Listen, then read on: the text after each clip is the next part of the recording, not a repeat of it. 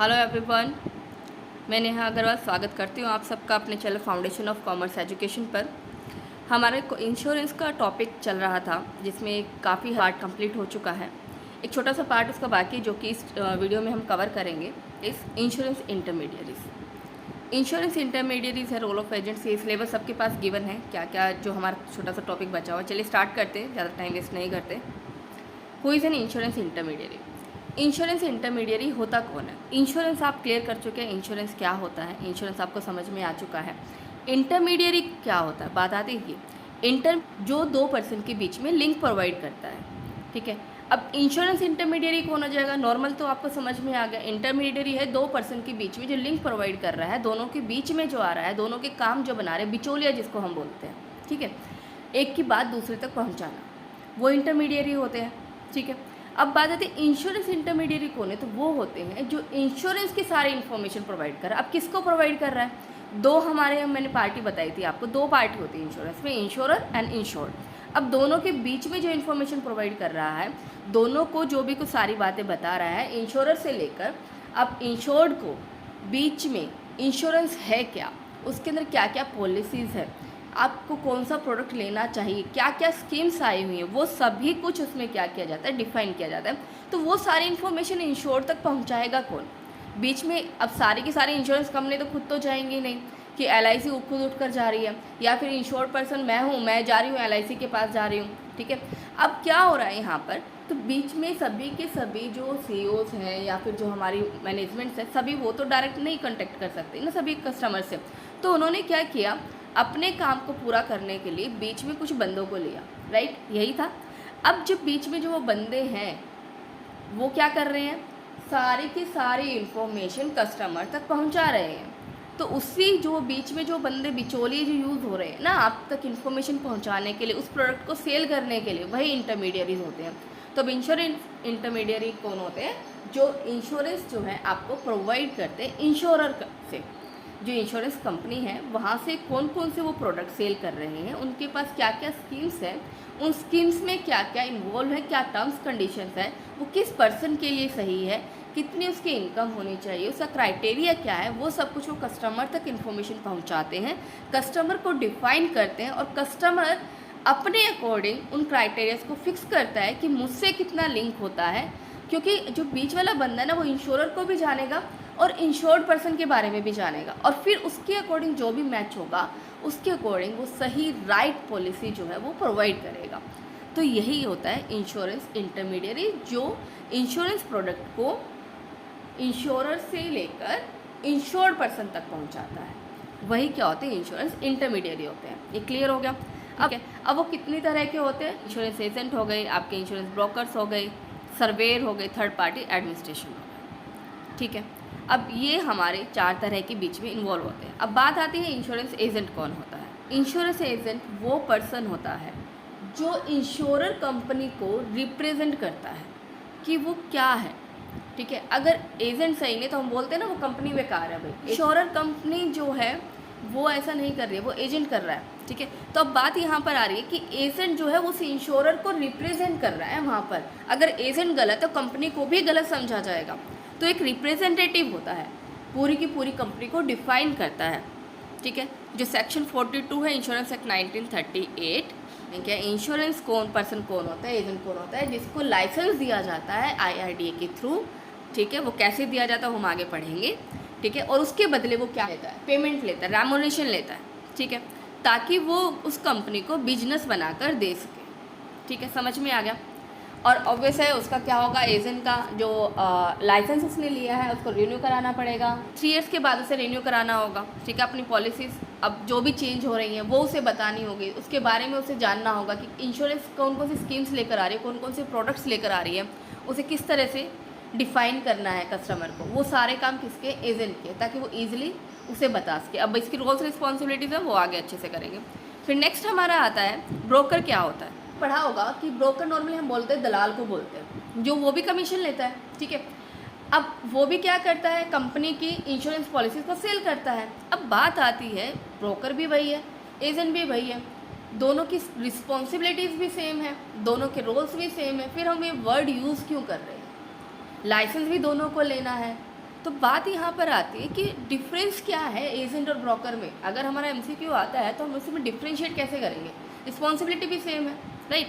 तो अब बात आ रही है कि एजेंट और ब्रोकर में सिर्फ सबसे मेन इम्पॉर्टेंट एक ही डिफरेंस है, वो ये है एजेंट जो है पर्टिकुलर कंपनी का इंश्योरेंस सेल करता है, ठीक है।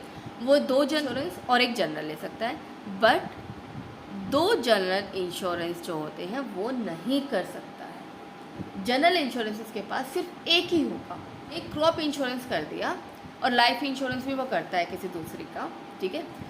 बट वो बाकी जो मोटर एक्सीडेंट है, मोटर का आपका है या फिर फायर का है, मैराइन का, वो नहीं कर सकता है। यानी कि उनकी क्या होगी, जो एरिया है उसको कम कर दिया गया एजेंट की। ब्रोकर क्या कर सकता है, वो मल्टीपल कर सकता है, वो जनरल कितने भी ले ले, लाइफ इंश्योरेंस कितने भी ले ले या दोनों को ले ले, वो कितने भी और कितनी भी कंपनीज का कर सकता है। लेकिन एजेंट जो है वो रिस्ट्रिक्टेड है, वो सबका नहीं कर सकता है इंश्योरेंस, ठीक है। यहाँ पर कि रूल्स बनाए गए दोनों को ही फॉलो करने, वो सेम ही है, सभी को सेम होगा, रूल्स सेम है सभी के लिए रेगुलर। अगर कहीं आपको लिखा हो मिलता है कि ब्रोकर्स के रूल्स है, कोड ऑफ कंडक्ट है, एजेंट्स के अलग है, नहीं सेम ही है दोनों की, कोई डिफरेंस नहीं है, सिर्फ डिफरेंस इतना ही है, ठीक है। वो आपको मैंने बता दिया है। नेक्स्ट आगे चलते हैं। यहाँ पर आपको ये सबसे इम्पोर्टेंट इन्फॉर्मेशन यहाँ पर एक दी गई है, वो क्या है, वो ये है कि आपको याद रखना है कि कोई भी ब्रोकर हो या एजेंट हो आपको डिस्काउंट नहीं दे सकता इंश्योरेंस पॉलिसी पर, आपको डिस्काउंट नहीं दे सकता। अगर कोई आपको एजेंट ये बताता है कि आपने पॉलिसी ली है, आप 2 पॉलिसी ले लीजिए, आपको इतना डिस्काउंट मिल जाएगा, ऐसा नहीं है। ये आपका उसका ऑफेंस माना जाएगा, ठीक है, और उसके अगेंस्ट एक्शन लिया जाएगा सेक्शन 41 के अंडर, ठीक है। नेक्स्ट है third party administrator. Third party administrator कौन होता है, तीसरा बंदा है, ये बाहर का बंदा है, इंश्योर और इंश्योर नहीं है, बीच में एजेंट था, ठीक है। अब और तीसरा बंदा आ गया यहाँ पर, वो कौन है, वो है, और वो भी एडमिनिस्ट्रेटर, जो एडमिनिस्ट्रेट कर रहा है, जो कि काम को चला रहा है। एक छोटा सा एग्जांपल से चलते हैं। लोग को मैंने बताया था, कार्ड्स के बारे में बताया था कि आप लोग क्या करते हैं, जब आप मेडिकल इंश्योरेंस लेते हैं, हेल्थ इंश्योरेंस जिसको आजकल हम बोल रहे हैं, हेल्थ इंश्योरेंस लेते हैं, तो आप लोग को कैश पेमेंट करने की ज़रूरत नहीं होती, आप अपना कार्ड शो करते हैं, उसके थ्रू आपकी पेमेंट हो जाती है। अगर आप कैश पे करते हैं तो क्या होता है, आपको रिम्बर्स हो जाता है, ये आपको क्लियर किया था। तो हॉस्पिटल्स में तो अब बात आती है, जो ये हॉस्पिटल है जो आपको सर्विसेज प्रोवाइड कर रहा है, ठीक है, वो कौन है, थर्ड पार्टी एडमिनिस्ट्रेटर, क्योंकि आपको वो कैशलेस फैसिलिटी प्रोवाइड कर रहा है इंश्योरेंस की। इंश्योरेंस कंपनी नहीं दे रही है, इंश्योरेंस कंपनी तो आपको इंश्योरेंस दे दिया, एजेंट ने आपकी हेल्प कर दिया आपको रिप्रेजेंट करने के लिए, और इंश्योर पर्सन ने ले लिया। अब बात आती है कि अब उसको एडमिनिस्ट्रेट कौन करेगा, अब उस काम को परफॉर्म कौन करेगा, वो परफॉर्म करेगी थर्ड पार्टी। थर्ड पार्टी वो कोई हॉस्पिटल हो सकती है, अगर का आप मोटर इंश्योरेंस की बात करें तो कोई मैकेनिक हो सकता है, ठीक है। तो इस तरह से जो वो थर्ड पार्टी जो आपको क्लेम करने के लिए आपकी सर्विसेज जो आपको प्रोवाइड करती है, वो आपकी थर्ड पार्टी एडमिनिस्ट्रेशन कहलाती है। ये क्लियर हो गया आई थिंक यहाँ पर कि रिस्पॉन्सिबिलिटीज़ क्या होती है, यही होती है कि आपको सर्विसेज प्रोवाइड करना है। क्लियर है यहाँ पर। अभी एक और रह गया छोटा सा पॉइंट यहाँ पर, सर्वे। सर्वे क्या होता है, ये भी इंटरमीडिएरी होता है। अब सर्वे सबको पता है क्या होता है, इंस्पेक्शन करना अगर हिंदी की बात करते हैं, यानी कि उसके बारे में इंफॉर्मेशन पता करना, लोगों से इसके बारे में जानना। सर्वेयर कौन होता है, जो वो पर्सन होता है जो सर्वे कराता है, ठीक है। अब इसके अंदर सर्वेयर कौन है, इसके अंदर वो है क्लेम को चेक करता है, यानी कि आपने कह दिया एक्सीडेंट हो गया, ठीक है। अब वो बंदा वहाँ जाएगा, वहाँ चेक करेगा, इंश्योरेंस कंपनी में थोड़ा सा चेंजेस, सर्वे तो करता है, बट उसका जहाँ पर डैमेज हुआ है, जहाँ पर डैमेज हुआ है, अब एक्सीडेंट हो गया, डैमेज हो गया गाड़ी का, अब आपका तो क्लेम कर दिया आपने कि मुझे 5 लाख दे दो, 5 लाख का उसमें हुआ है नुकसान, 10,000 का हुआ है, 20,000 का हुआ है, या हो सकता है उससे ज़्यादा भी हुआ हो, ठीक है। बट तो वहाँ पर ऑब्वियसली इंश्योरेंस कंपनी वाले आते हैं ना, वहाँ पर चेक करते हैं कितना क्लेम हुआ है, क्या टूट फूट हुई है, क्या नहीं हुआ, कितना डैमेज, वो सब कुछ चेक करते हैं ना, फोटोज़ वगैरह ले, वो सर्वेयर का काम होता है। तो वो वहाँ पर वो क्लेम सेटलमेंट में हेल्प करता है कि क्लेम जो होगा वो कितना होना चाहिए, वो इंश्योरेंस कंपनी को बताता है कि ये इतना डैमेज हुआ है, इतना क्लेम होना चाहिए, वो ये प्रोसेस है। उस प्रोसेस को जो पूरा करता है, कंप्लीट करता है और इंश्योरेंस कंपनी को जाकर बताता है कि आपको इतना पे करना है, वो सर्वेयर होता है। तो ये तीनों जो बंदे हैं, एजेंट कहें, ब्रोकर कहें, सर्वेयर कहें, थर्ड पार्टी एडमिनिस्ट्रेटर कहें, ये इंश्योरेंस कंपनी को और इंश्योर्ड पर्सन के बीच में ही होते हैं। इन दोनों को लिंक प्रोवाइड करते हैं, इन दोनों को सर्विसेज प्रोवाइड करते हैं, ठीक है। और उसके बदले डेफिनेटली रेमुनरेशन लेते हैं, सैलरी लेते हैं, एजेंट अपना कमीशन लेता है और बोनसेस वगैरह उन्हें जो अपने काम के ऊपर मिलते हैं वो मिल जाते हैं, ठीक है। बाकी रूल्स सबके सेम होते हैं, कोड ऑफ कंडक्ट सबके सेम होते हैं, ये चीज़ याद रखिएगा। सभी को लाइसेंस लेना होता है, ठीक है। एजेंट का 3 ईयर में रिन्यू होता है। आता है हमारा, अब इनके फंक्शन क्या है इंश्योरेंस एजेंट के। पहले आता है सोलिसिटिंग and procuring new business. Agent का काम क्या है, सिंपल सा ये काम ये है कि जो इंश्योरेंस कंपनी ने उसे रखा है कमीशन पर, उसको बिजनेस करके देना है, बिजनेस बढ़ाना है। क्योंकि अगर बिजनेस ही नहीं बढ़ाएगा, सिर्फ 4 इंश्योरेंस करके बैठ गया तो काम नहीं चलेगा। तो एजेंट को क्यों रखेंगे हम लोग जब वो अपना काम ही परफॉर्म नहीं कर रहा है, ठीक है। इंश्योरेंस पॉलिसीज़ को बेचना है, सिंपल। जितनी हो सके ज़्यादा से ज़्यादा इंश्योरेंस पॉलिसीज़ हमें सेल करनी है। Then conserve the existing business, सबसे इम्पोर्टेंट चीज़ आपके पास ऑलरेडी है उसे भी मेंटेन करके रखना है। ये हर बिजनेस का रूल होता है, ये सिर्फ एक एजेंट का रूल नहीं है। अब कस्टमर्स आपने बना लिए, आपके अच्छे कस्टमर्स बन गए, अगर वो कस्टमर वापस नहीं आ रहे हैं आपके पास से जा रहे हैं, तो नए कस्टमर्स जो आ रहे हैं ना, वो भी कुछ टाइम के लिए आएंगे। उनको मेंटेन करके रखना बहुत ही ज़रूरी होता है। Assistant selection of the best suitable policy. मैं कोई इंश्योरेंस पॉलिसी लेने जाती हूँ तो मुझे नहीं पता यार, इतनी सारी पॉलिसीज़ है, ऑनलाइन हम देखते इतनी सारी पॉलिसीज़ मिलती हैं।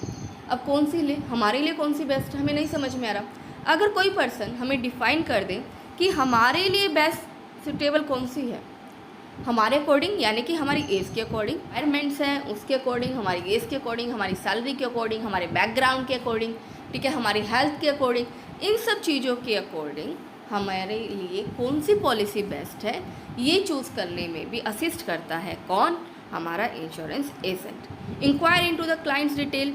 अब वो सारी की सारी डिटेल जाननी भी ज़रूरी होती है क्लाइंट के बारे में, वो भी इसका काम है, क्योंकि रिस्क भी देखना होता है हमें कि इसका रिस्क कितना जाएगा।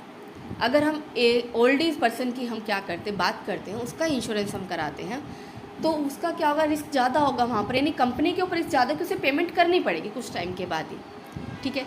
उसके ऊपर रिस्क ज़्यादा राइज हो जाएगा ना, कि उसको थोड़े दिन के बाद ही पेमेंट करनी पड़ सकती है। तो वो सब रिस्क भी देखना होगा।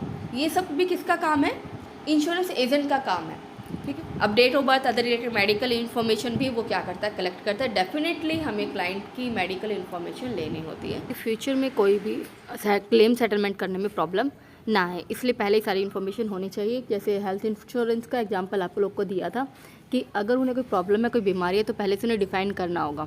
अगर वो डिफ़ाइन नहीं करते हैं तो बाद में अगर प्रॉब्लम होती है तो प्रॉब्लम आएगी, वो क्लेम सेटलमेंट नहीं हो पाएगा। अगर देंगे तो बहुत कम देंगे या फिर नहीं देंगे।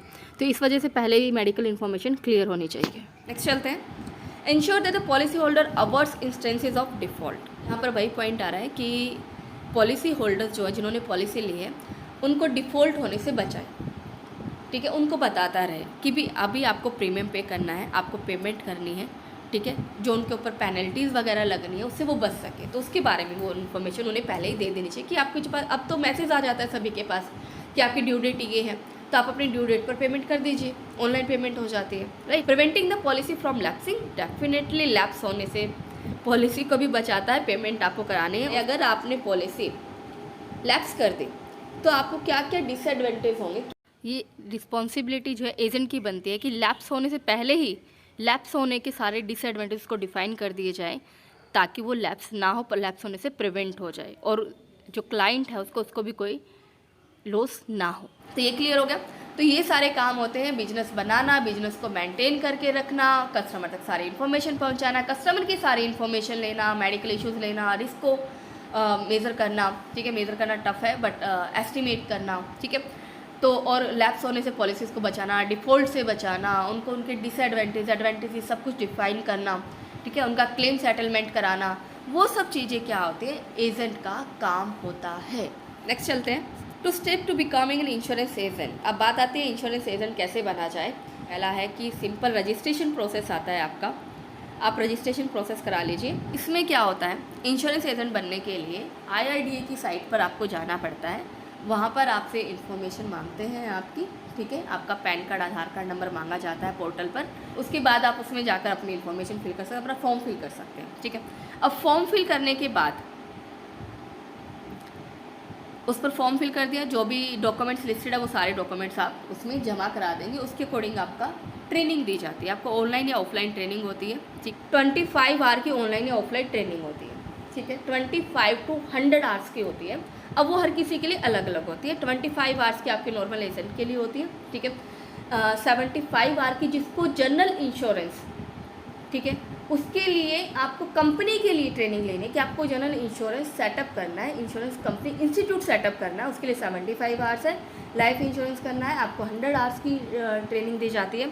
तो एजेंट के लिए 25 आवर्स की है, बट आप इंस्टीट्यूट सेटअप करने जा रहे हैं तो उनके लिए अलग अलग ट्रेनिंग्स होती हैं, वो 75 आवर टू 100 आवर्स की होती है। क्लियर है यहाँ पर, ठीक है। तो आपका सेशन होगा, वो आपको कंप्लीट करना होगा।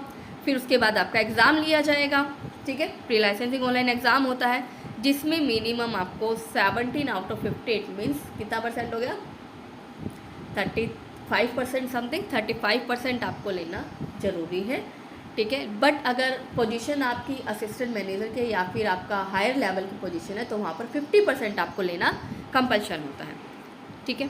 यहाँ पर आपका 17 आउट ऑफ 50 होगा, ठीक है। बट अगर हायर लेवल है तो वहाँ पर आपको 50% लेना ज़रूरी होता है। यहाँ पर आपका 35% अगर आपके मार्क्स आ जाते हैं तो आपको एजेंट के लिए क्वालिफाई हो जाते हैं, ठीक है। ऑब्जेक्टिव होते हैं क्वेश्चन सारे, सभी को पता है। डॉक्यूमेंट्स रिक्वायर्ड, लाइसेंस लेने के लिए इंश्योरेंस क्या क्या डॉक्यूमेंट्स देने पड़ते हैं जो आपने कहा स्टार्टिंग में फिल करने होते हैं। आइडेंटिटी प्रूफ, आधार कार्ड मैंने आपको बताया था, पैन कार्ड था, ठीक है। और आपकी 2 फोटोकॉपीज जाती है, ठीक है। और जो आपकी हाईएस्ट एजुकेशन होती है उसका सर्टिफिकेट जाता है आपका, उसकी फ़ोटोकॉपीज आती है, ठीक है। पे करनी होगी 200 रुपीज़, ठीक है। साथ में 2 फोटोज़ देनी होती है आपको अपनी, ठीक है। आपने फॉर्म फिल किया, रजिस्टर किया, डॉक्यूमेंट्स साइन करे, ठीक है। डॉक्यूमेंट्स वगैरह सारे आपने भेजे, आपने टेस्ट दिया। साथ में आपको फॉर्म के लिए जो आप रजिस्टर करा रहे हैं उसके लिए 200 रुपीज़ की फ़ीस लगती है आपकी, ठीक है। और आपको 2 फोटोज़ भी देनी होती हैं, आपके डॉक्यूमेंट्स की फ़ोटोकॉपीज़ भी देनी होती है, ठीक है। एजुकेशन की बात करते हैं कितनी होनी चाहिए, अगर आप रूरल एरिया की बात करते हैं तो आप 10th पास है तो भी आप क्या कर सकते हैं, फिल कर सकते हैं फॉर्म। बट अर्बन एरिया की बात करें तो आप 12th पास होने चाहिए, ठीक है। यहाँ तक क्लियर हो गया सभी को किस तरह से आप लोग एक लाइसेंस जो है ले सकते हैं। अब लाइसेंस मिल गया आप लोग को, चले अब लाइसेंस कैंसिल कराएं नहीं, सबसे अब लाइसेंस तो अब हमें मिल गया, हमने ले लिया, कैसे हमें मिलना चाहिए। अब देखते हैं कि भी हमें क्या क्या नहीं करना चाहिए और क्या क्या करना चाहिए। सबसे पहले देखिए क्या नहीं करना चाहिए, हमें मिस रिप्रेजेंट नहीं करना चाहिए। फेक एडवर्टीजमेंट करते रहते हैं हम लोग, ठीक है, बट ऐसा नहीं होना चाहिए। कई बार हम क्या करते हैं उसके बेनिफिट बहुत ज़्यादा बता देते हैं हम लोग, जबकि ऐसा नहीं होता है, बेनिफिट इतने ज़्यादा नहीं होते हैं, ठीक है। कंडीशन जो टर्म्स कंडीशन वो कुछ और वजह से भी कंडीशंस डिफाइन करते हैं, वो प्रॉपरली नहीं बताते हैं हम लोग को। तो हमें मिसलीड नहीं करना चाहिए किसी को भी कि फॉल्स स्टेटमेंट दिखा रहे हैं कि आपको इसके ऊपर डिविडेंड मिलेगा, सरप्लस मिलेगा, ऐसी कंडीशंस हमें नहीं बतानी चाहिए। तो इस तरह से रिप्रेजेंट नहीं करना चाहिए। एक्चुअल में जो है वो रिप्रेजेंट की जाए, ठीक है। आपको सरेंडर वैल्यू कंफर्म की जानी चाहिए, बताना चाहिए कि आपकी सरेंडर वैल्यू क्या है इंश्योरेंस पॉलिसी की, वो भी एक्चुअल बतानी चाहिए, ठीक है। कि अगर आपकी पॉलिसी बीच में आप इसे क्या करते हैं, ब्रीच करते हैं इस कॉन्ट्रैक्ट को, यानी कि बीच में तोड़ लेते हैं पॉलिसी को, तो आपको कितनी सरेंडर वैल्यू मिलेगी वो भी एक्चुअल डिफाइन करनी चाहिए, ज़्यादा नहीं करनी चाहिए। क्योंकि बहुत ज़्यादा बताया, क्योंकि मार्केट वैल्यू पर भी डिपेंड करता है, किसी किसी में फिक्स भी होती है और किसी मार्केट वैल्यू पर भी डिपेंड करता है, ठीक है। तो उसके अकॉर्डिंग वो वैल्यू कम भी हो जाती है, तो इस वजह से उन्हें बताना ज़रूरी होता है, ठीक है। जो शेयर्स वगैरह होते हैं, स्टॉक्स वगैरह होते हैं, उसके बारे में मिस रिप्रेजेंट ना करें, ठीक है। अब ये कह रहे हैं कि भी आप डिसमेंट करें, सर्कुलेट कर रहे हैं पब्लिकली, आप न्यूज़पेपर से बता रहे हैं, डायरेक्टली इनडायरेक्टली गलत इन्फॉर्मेशन प्रोवाइड कर रहे हैं न्यूज़पेपर में, मैगजीन में, तो वो सब भी आप नहीं कर सकते और नहीं करना चाहिए। कई बार क्या होता है कि रिटर्न में कुछ होता है, हम ओरली कुछ बता रहे हैं, या फिर रिटर्न में भी वो सब कुछ इन्फॉर्मेशन नहीं होगी, ठीक है। उससे ऐसा नहीं, या फिर कई बार होता है कि भी किसी को हम फोर्सफुली बोल देते हैं कि नहीं आपको ये करानी पड़ेगी, करा लो, ये वाली पॉलिसी ये है वो है, तो ऐसा नहीं होना चाहिए, ठीक है। फिनेंशियल स्टेटमेंट गलत ना बताए, अपनी कंपनी फिनेंशियल स्टेटमेंट देखकर हम चेक करते हैं ना कि उसकी कैसे चल रही है, मार्केट कैसे चल रही है, हम लोग को उस इंश्योरेंस में लगाना चाहिए नहीं लगाना चाहिए। सेटलमेंट प्रैक्टिस वो क्या होगी, अनफेयर क्लेम सेटलमेंट होगी, ना बताएं। क्लेम कितना होगा, कैसे होगा, कैसे नहीं होगा, वो कैसे सेटल होगा, वो सब कुछ बताया जाए। ऐसा नहीं है कि भी आपको आपने 5 लाख का क्लेम सेटलमेंट आप लोगों ने 5 लाख का कराया है, ठीक है, सम एश्योर्ड कराया है, बट आपका अगर डैमेज 50,000 का हो तो डैमेज ही मिलेगा आपको, 5 लाख नहीं मिलेंगे। 50,000 का डैमेज 50,000 ही मिलेंगे, जबकि ये जो है गलत इन्फॉर्मेशन ना प्रोवाइड की जाए आपको, ठीक है। Then failure to maintain complaint handling procedure, अगर आप फेल हो जाते तो ऐसा भी नहीं होना चाहिए कि भी जो कंप्लेन आपको की गई उसके लिए आप फेल हो गए, ठीक है। आपको उसकी कंप्लेन को लेना होगा, उसको समझना होगा, उसको सोल्व करना होगा। ये भी अनफेयर प्रैक्टिसेस में आपका आता है कि आप ऐसा नहीं कर सकते कि आपके पास रिकॉर्ड्स होती जा रही है, कंप्लेंट्स आती जा रही हैं, ठीक है, और आप इसको क्या है सोल्व ही नहीं कर रहे हैं, तो वो भी आपका गलत होगा। इंश्योरेंस पॉलिसी वगैरह ज़्यादा बेचने के लिए, ठीक है, या उसकी ज़्यादा बेनिफिट दिखाकर आप कुछ से फीस चार्ज कर लेते हैं या कमीशन ले लेते हैं एक्स्ट्रा इंश्योरर से, इंश्योर्ड पर्सन से, तो वो भी नहीं होना चाहिए, ऐसा नहीं होना चाहिए। तो अनफेयर प्रैक्टिसेस समझ में आ गई जो फेयर नहीं है, और वो क्या होते हैं कि आप किसी को गलत इन्फॉर्मेशन ना दें, गलत मिसलीड ना करें आप अपने पैसे कमाने के लिए दूसरे से उसको कुछ ज़्यादा एडवांटेज बताकर, ठीक है, आपका कमीशन बढ़ जाएगा ज़्यादा इंश्योरेंस बेचने से, इस तरह से ना करें। सिर्फ अपने बेनिफिट के बारे में ना सोचें, उसे एक्चुअल इन्फॉर्मेशन प्रोवाइड करें, या कंपनी की गलत इन्फॉर्मेशन ना दें, फाइनेंशियल स्टेटमेंट गलत ना दें। तो ये सब चीज़ें क्या होंगी, ठीक है, अपने पैसे कमीशन उससे भी ले लें आप, तो ऐसा नहीं होना चाहिए। तो ये अनफेयर प्रैक्टिसेस आपको फॉलो नहीं करनी चाहिए। चलिए नेक्स्ट चलते हैं। ये तो था हमारा क्या नहीं करना चाहिए। अब बात आती है कि कोड ऑफ कंडक्ट, क्या रूल्स हैं क्या। ये तो कहते नहीं करा है, अब करना क्या चाहिए आप लोग, क्या रूल्स फॉलो करने चाहिए। कोड ऑफ कंडक्ट का मतलब क्या होता है, रूल्स होते हैं, रेगुलेशंस होते हैं, सिंपल। अब क्लाइंट से रिलेटेड क्या क्या कोड ऑफ कंडक्ट हो गए हमारे। क्लाइंट से रिलेटेड सबसे पहले बता रखे हैं हम लोग, required to work with good faith, definitely good faith के साथ काम करना चाहिए, ठीक है। उसके साथ बता रहे हैं एटमोस्ट गुड फेथ, अपनी स्टार्टिंग में कर चुके तो गुड फेथ तो होना ही चाहिए। इंश्योरेंस में तो सबसे इंपॉर्टेंट है ये, ठीक है। क्लाइंट है वो आपको जो इन्फॉर्मेशन दे उसे कॉन्फिडेंशियल रखना चाहिए, ठीक है। अब ये नहीं है कि किसी क्लाइंट की कोई इन्फॉर्मेशन मेरे पास है, मैं उसे दूसरों को जो है कन्वे कर रही हूँ, ऐसा नहीं होना। Broker shall keep the information अपने पास रखनी चाहिए। Broker insure security of confidential document at the purposes, जो भी डॉक्यूमेंट्स उन्होंने दिए हैं वो भी सारे क्या होने चाहिए, कॉन्फिडेंशियल रखने चाहिए, वो आप किसी को नहीं दे सकते हैं। टाइप ऑफ क्लाइंट, और किस टाइप का वो क्लाइंट है, उसके साथ किस तरह से डील करना है, उसका क्या रिस्क है और कितना रिस्क उसका अराइज होगा, उसे कैसे क्लेम सेटलमेंट होगा, वो सब चीज़ों के बारे में अवेयर करना चाहिए, ठीक है। नेक्स्ट है we shall avoid conflict of interest, ठीक है। ये ना हो कि भी दोनों के इंटरेस्ट में कन्फ्लिक्ट हो जाए। तो KYC डॉक्यूमेंट्स है वो सब उनसे लेने चाहिए, ठीक है। चलो सर, ई इंश्योरेंस अकाउंट जो है यानी कि ऑनलाइन वो ओपन कर सके, किस तरह से ओपन करना है, किस तरह से ऑनलाइन पेमेंट करनी है, ठीक है। इंश्योरेंस वो भी क्या करना चाहिए, हेल्प करना चाहिए क्लाइंट। बात आती है सेल्स प्रैक्टिस, जो वो सेल कर रहे हैं तो क्या होगा, ठीक है। एजेंट जो होता है उसके पास लाइसेंस होना चाहिए, ब्रोकर जो लाइसेंस होना चाहिए और अप्रूव होना चाहिए अपनी अथॉरिटी से। Broker shall confirm that he doesn't employ agent, इसका मतलब कि वो अपने किसी एजेंट्स को यूज़ नहीं कर रहा है और किसी का फेवर नहीं ले रहा, वो अपने आप परफॉर्म कर रहा है, ठीक है। इंश्योरेंस ब्रोकर शुड इंश्योर कि भाई जो पॉलिसी है वो उसके क्लाइंट के अकॉर्डिंग सुटेबल होनी चाहिए, सिर्फ उसी मैटर पर एडवाइस जिस पर नॉलेज हो के लिए स्पेशलिस्ट के लिए बोलना चाहिए कि आप प्लीज़ उनसे एडवाइस ले लीजिए, उसके लिए रिकमेंड करना चाहिए। Insurance broker shall not make an inaccurate और अनफेयर क्रिटिसिज्म, ऐसा भी नहीं होना चाहिए कि आप दूसरे को नीचे दिखा रहे हैं कि नहीं वो एजेंट अच्छा नहीं है, नहीं वो ब्रोकर अच्छा नहीं है, आप मुझसे करा लो।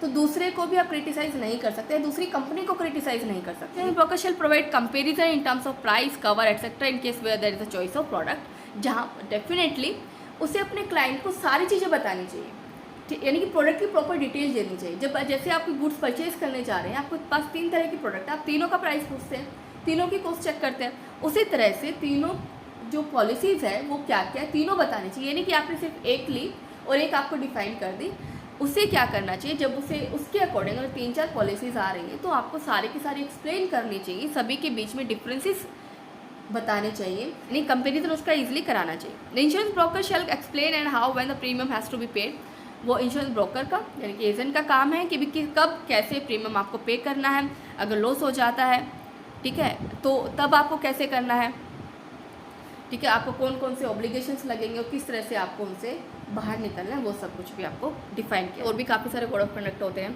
जो आपको PDF में मिल जाएंगे, वो आप एक रीडिंग ले सकते हैं। अब नेक्स्ट है how does cancellation of insurance broker licence. अब इंश्योरेंस जो ब्रोकर है हमारा या जो हमारा एजेंट है उसके लाइसेंस को हम कैंसिल कैसे करेंगे। अब हमें ये पता है कि क्या हमें नहीं करना और क्या हमें करना है, ठीक है, दोनों चीज़ें हमें पता है। अब क्या नहीं करना और क्या करना दोनों चीज़ें पता हैं, तो अब लाइसेंस कैंसिल कैसे होगा। डेफिनेटली जब आप अनफेयर प्रैक्टिसेस करेंगे तभी आपका लाइसेंस कैंसिल होगा। जब आपके कोड ऑफ कंडक्ट है उन्हें फॉलो नहीं करेंगे तो आपका क्या होगा, कैंसिल हो जाएगा, आपको टर्मिनेट कर देंगे, सस्पेंड कर देंगे, ठीक है। अब वो डिपेंड करता है आपने किस तरह का ऑफेंस किया है। अब 2 तरह से आप कैंसिल कर सकते हैं, एक तो नोटिस देकर और एक विदाउट नोटिस नहीं देंगे। अब नोटिस कब देंगे आपको, अगर आप क्या करते हैं, वायलेशन करते हैं 1930 एक्ट के अंडर, ठीक है, आप उन एक्ट को फॉलो नहीं करते, ऑब्वियस कोड ऑफ कंडक्ट को फॉलो नहीं किया आप लोगों ने, उसे वायलेट किया, तो क्या होगा, आपको नोटिस भेज दिया जाए कि आपका कैंसिल किया जा रहा है। ठीक है, जो एक्टिविटीज़ परफॉर्म करने के लिए कहा गया आप उनमें फेल हो जाते हैं, वो पूरी नहीं कर पाते हैं। ठीक है, जो डायरेक्शंस अथॉरिटी ने दिए वो आप फॉलो नहीं करते हैं। ठीक है, आप फॉल्स इन्फॉर्मेशन देते हैं, रॉन्ग इन्फॉर्मेशन देते हैं। ठीक है, जो इन्फॉर्मेशन ज़रूरी होती है वो आप सबमिट नहीं करा रहे हैं, या फिर रजिस्ट्रेशन के टाइम पर आपने कहा था कि डॉक्यूमेंट जो आपने भेजे हैं वो वैलिड नहीं निकले हैं। ठीक है, जो भी आपने दी थी वो सही नहीं है। ठीक है, कोऑपरेट विद एन इंस्पेक्शन और inquiry conducted by the authority, या फिर आप कोऑपरेट नहीं करते हैं, अगर आपको इंस्पेक्शन चल रहा है, कोई इंक्वायरी चल रही है, अगर पॉलिसी होल्डर के कंप्लेन से सोल्व नहीं कर पा रहे हैं, आपको कहा था कि पॉलिसी होल्डर कंप्लेन जो आपको लेने होंगे वो सोल्व करने होंगे, वो नहीं कर पा रहे हैं, सेटिस्फैक्टरी रिजल्ट नहीं दे रहे, रिप्लाई नहीं दे रहे आप अपने अथॉरिटी को। कोई भी एजेंट जो है, कोई भी ब्रोकर जो है आपको डिस्काउंट नहीं दे सकता है। फिर भी अगर आपको कोई डिस्काउंट दिया जाता है, ठीक है, तो उस पर्सन को अगर ब्रेक कर रहे हैं तो आपको क्या कर दिया जाएगा, नोटिस सेंड कर दिया जाएगा। शेड्यूल 1 में जो भी कुछ आप लोग के कोड ऑफ कंडक्ट मेंशन है, अगर वो भी कोई भी आपने नहीं किया, कोई भी मिसकंडक्ट किया, कहीं पर भी आप गलत मिल गए, तो वहाँ पर आपको भेज दिया जाएगा। नोटिस दे रहे हैं तो 49 एक्ट के अंडर दे रहे हैं, रेगुलेशन के अंडर, और नोटिस नहीं दे रहे हैं तो 50 रेगुलेशन के अंडर।